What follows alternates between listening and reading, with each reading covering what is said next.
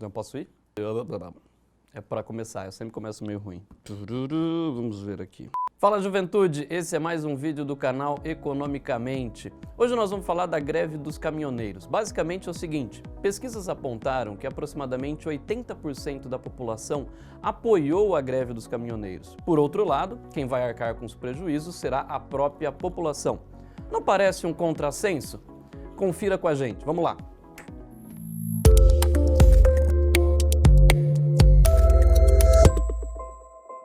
O Brasil adota um modelo econômico que agoniza. Nós adotamos um modelo de industrialização tardia e principalmente baseado em algumas estatais. Note que além deste processo, nós também criamos um Estado provedor. E esse é o grande dilema que nós vamos comentar aqui hoje. O Estado, na realidade, não é um grande provedor, ele não é e não gera nenhum recurso, ele apenas distribui aquilo que coleta. As políticas públicas no Brasil tentam consertar um pouco da nossa desigualdade social. Um grande exemplo disso é a nossa Constituição de 1988. Uma Constituição baseada no bem-estar social. Bancos públicos que subsidiam o setor produtivo, educação gratuita, seguro-desemprego, enfim, toda essa estrutura custa caro.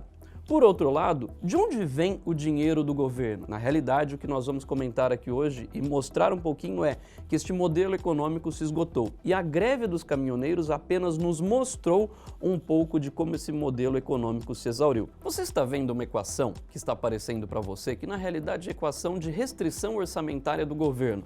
Putz, mas o que é isso? Na realidade, você também tem uma restrição orçamentária. Tudo aquilo que você consome, tudo aquilo que você despende, ou seja, tudo aquilo que você gasta, está associado a uma restrição que está ligada diretamente à sua renda. Essa fórmula que está aparecendo para você, não se assuste, não é nem um monstrinho, mas a ideia é mostrar basicamente 3 pontos importantes. Note, o governo ele se financia, se a gente olhar para o lado direito desta equação, principalmente de 3 formas. Arrecadação tributária, ou seja, os impostos que você sente diretamente na pele. A segunda forma é através da emissão de dívida, ou seja, se endividando, ou seja, emitindo títulos públicos, uma forma via Tesouro Direto que nós vamos comentar aqui em outros vídeos. E a terceira forma é especificamente utilizando-se da inflação, principalmente via emissão de moeda ou aumento da oferta de moeda. Se avaliarmos especificamente entre as décadas de 60 e 90, o governo se financiou via inflação. Quem via o seu poder de compra deteriorado era a própria população. O Plano Real pôs fim a esse modelo de financiamento baseado principalmente em inflação. Por outro lado, vamos olhar para o período dos governos Lula e FHC. Nós nos financiamos basicamente via elevação de carga tributária. Tributos esses que podem ser impostos, contribuições ou taxas. Nesse caso, nós percebemos uma evolução da carga tributária no Brasil. E você, assim como eu, nos cansamos desse excesso de tributos no Brasil. Prova disso, prova de que esse modelo também se esgotou, foi o fim da CPMF, aquele vulgo imposto sobre o cheque que o Senado derrubou em 2007. Portanto, chega ao final um outro modelo de financiamento, um modelo de financiamento baseado em expansão da carga tributária, daquilo que eu e você pagamos de impostos. Lembre-se, falamos de inflação, falamos de aumento da carga tributária, sobrou endividamento, ou seja, o modelo utilizado principalmente pelo governo Dilma foi o modelo de aumento de endividamento para financiar essa expansão crescente dos gastos públicos. Qual foi o resultado de tudo isso? Nós atingimos uma carga tributária bruta de mais de 70% do PIB. Nesse primeiro gráfico, nós temos o resultado primário do governo, ou aquilo que nós chamamos de superávit primário. Mas que diabos é superávit primário? Ou que nome é esse? Na realidade, a diferença entre receitas e despesas do governo antes do pagamento de juros da dívida. Veja bem que no final deste gráfico nós temos de fato não um superávit, mas nós temos um déficit primário, ou um resultado primário negativo. Nós não conseguimos de fato a diferença entre receitas e despesas, não foi sequer suficiente para o pagamento de juros da dívida. Agora olha esse outro gráfico. Nesse outro gráfico que a gente tem é uma evolução da nossa dívida bruta, ou seja, o volume total de dívida, daquele endividamento que o governo tem, proporcionalmente à riqueza que o país gera, proporcionalmente ao PIB, ao Produto Interno Bruto. Note que atingimos mais de 70% do PIB, um dos valores mais elevados comparado com os outros países emergentes. Nesse cenário, a inflação começou a se manifestar novamente. E o que fizemos? Usamos a Petrobras como política pública, ou seja, congelamos basicamente os preços da gasolina no mercado doméstico. Isso causou uma série de problemas à Petrobras, porque importava a um valor muito maior do que revendia no mercado doméstico. Isso trouxe uma série de prejuízos para a empresa, seja via endividamento da própria empresa ou perda de valor na própria bolsa. Por outro lado, na atual gestão da Petrobras, o que se adotou foi acabar com esse modelo onde a Petrobras era utilizada como política pública de governo, ou seja, lá durante os governos Dilma, principalmente, nós congelamos artificialmente o preço da gasolina para controle de inflação. Isso causou uma série de problemas, principalmente à Petrobras.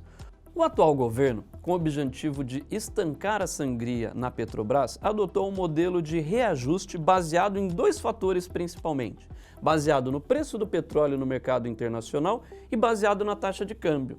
Qual foi o pior cenário possível? Nós tivemos um aumento do petróleo no mercado internacional e tivemos uma desvalorização da taxa de câmbio. Desvalorização que nós já falamos aqui, lembra-se? Portanto, o que aconteceu? O preço em real adotado pela Petrobras aumentou e isso se refletiu diretamente na bomba. E qual foi o grande impacto?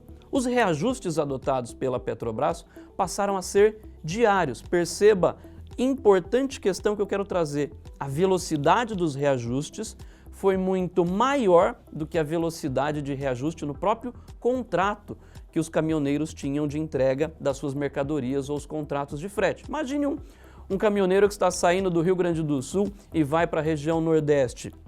O seu contrato, o tamanho e a duração desse seu contrato é muito maior do que a velocidade do reajuste dos preços que a Petrobras estava impondo ao reajuste, principalmente ou da gasolina ou do diesel.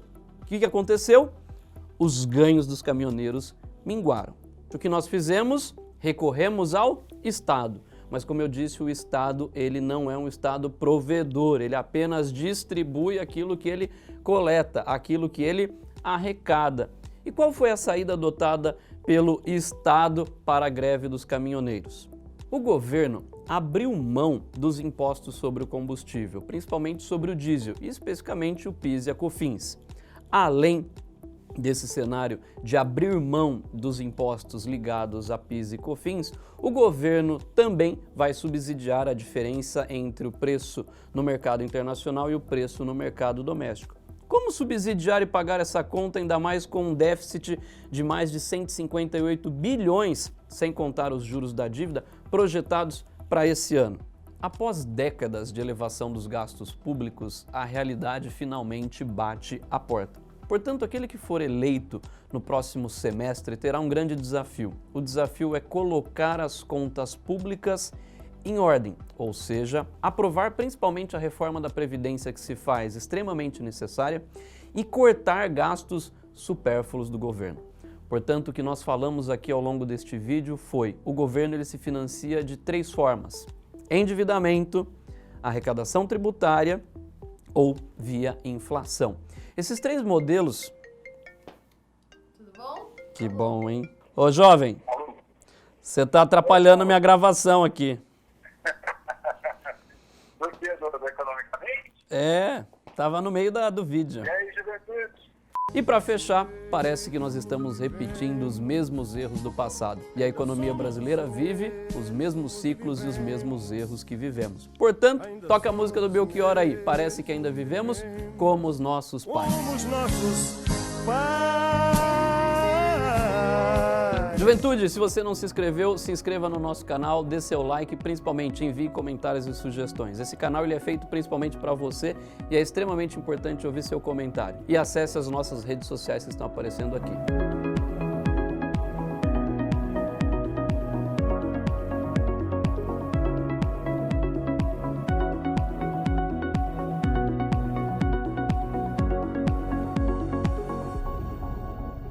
Oi.